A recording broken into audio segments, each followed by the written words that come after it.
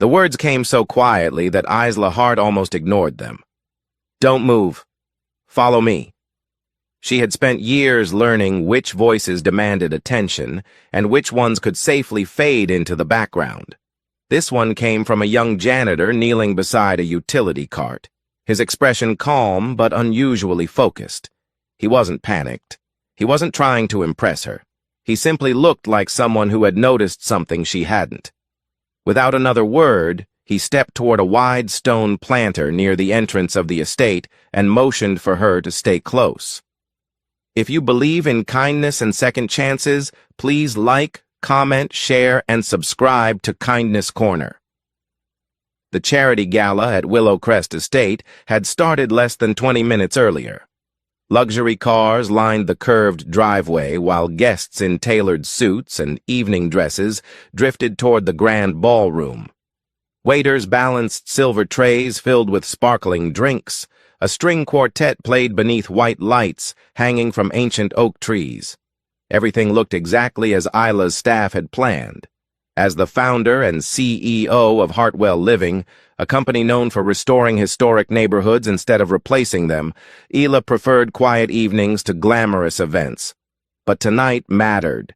Investors, city officials, and nonprofit partners had all gathered to announce a new affordable housing initiative. The last thing she expected was to be following a janitor behind a flower planter. The young man wore a Navy maintenance uniform with a stitched name patch that read, Nolan Mercer.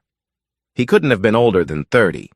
His sleeves were rolled neatly above his wrists, and there were faint circles beneath his eyes that suggested sleep had been in short supply. He glanced toward the driveway again before speaking. "Please stay here for a minute." Isla looked confused. "Why?" "I think the limousine is about to roll." She frowned. The black limousine parked near the front entrance appeared perfectly still. A large bodyguard stood several feet away while the driver unloaded luggage from the rear compartment. Then Isla noticed it.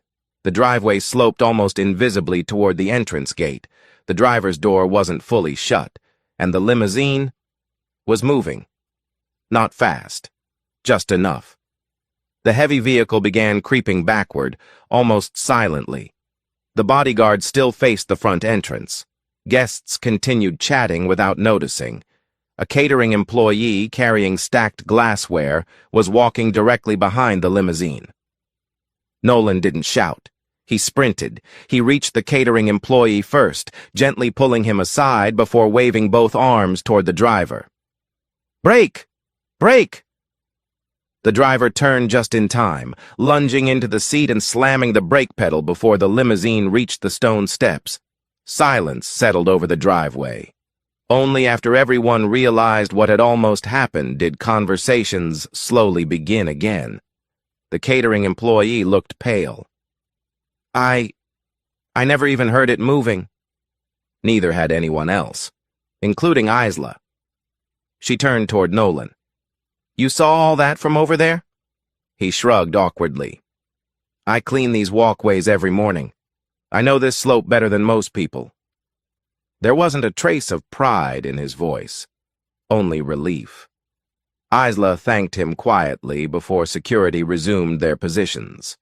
Most guests assumed it had simply been a parking mistake and returned inside.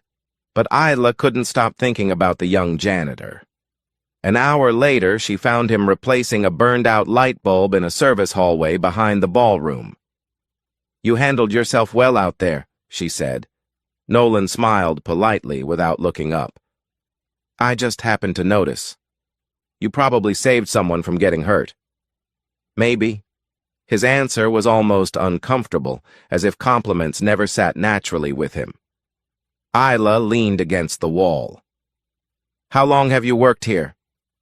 "About 8 months. "And before that?" "I worked construction until my company closed. I've been taking whatever jobs I can find since then." He hesitated before adding something he clearly hadn't planned to share. "I've got a 6-year-old daughter waiting at home. Steady work matters more than impressive work these days." That sentence stayed with Isla longer than anything else he said. It wasn't dramatic. It wasn't meant to earn sympathy.